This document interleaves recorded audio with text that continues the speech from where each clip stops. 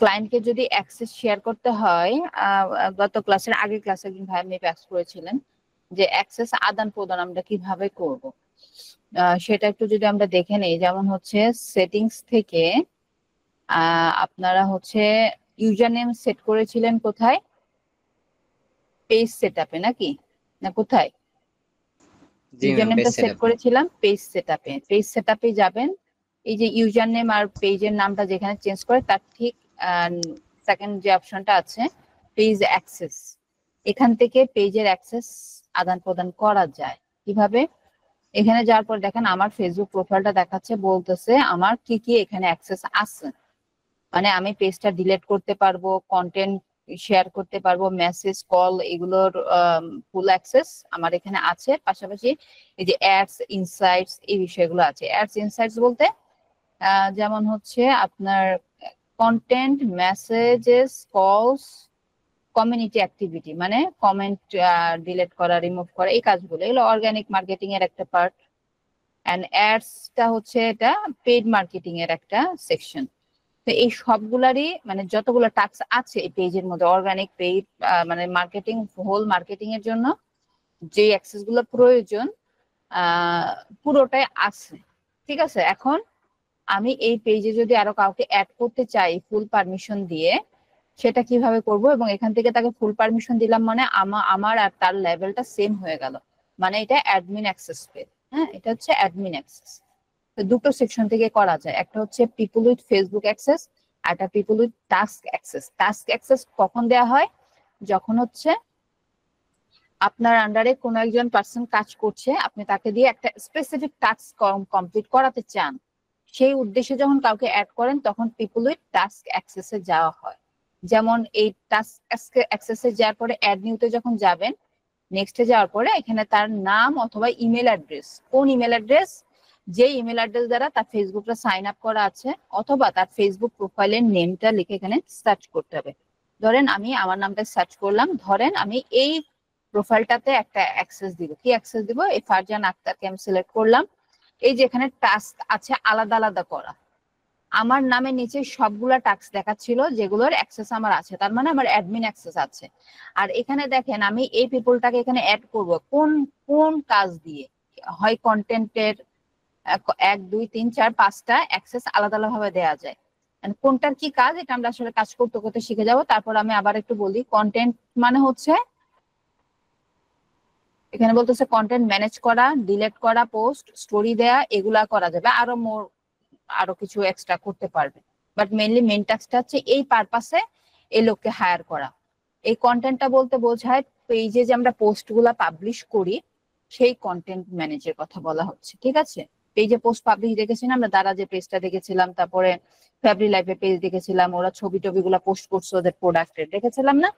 ওরকম পোস্ট গুলা পাবলিশ করতে পারবে, ডিলিট করতে পারবে, স্টোরি শেয়ার করতে পারবে, আরো কিছু অ্যাডিশনাল অ্যাক্সেস থাকে।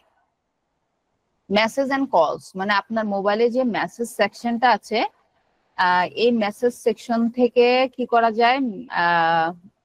মেসেজ যে কাস্টমাররা করছে তাদেরকে রিপ্লাই করা, তাদেরকে কল দেয়া ডিরেক্টলি, এবং যে যেই ইনবক্সের যেই ইন্টারাকশন গুলো আছে এগুলোতে হেল্প করবে সে আমাকে, ধরেন তাহলে আমি এইটার অ্যাক্সেস অনলি তাকে দিলাম। কমিউনিটি অ্যাক্টিভিটি মানে আমার যে পোস্টগুলা পাবলিশ করেছি সেগুলোতে যারা কমেন্টস করছে তাদেরকে রিপ্লাই করা, হ্যাঁ, আনওয়ান্টেড কমেন্টস গুলো হচ্ছে আমরা রিমুভ করে দেয়া, ঠিক আছে, তারপরে রিপোর্ট করে দেয়া ওই আইডি গুলোকে যারা হচ্ছে স্প্যামিং কমেন্ট করছে, ওই অ্যাক্সেসটা যাকে দেব তখন হচ্ছে এইখানে আমরা, এগুলো আসলে মডারেটরদের কাজ, তাই না? এই যে মেসেজ এন্ড কমিউনিটি অ্যাক্টিভিটি এই দুটো মডারেটর রোলে ইউজুয়ালি থাকে। এন্ড অ্যাডস, অ্যাডস মানে বিজ্ঞাপন বুঝি, তাই না? কিন্তু এটা আসলে অর্গানিক বিজ্ঞাপন না, এটা হচ্ছে পেইড বিজ্ঞাপন।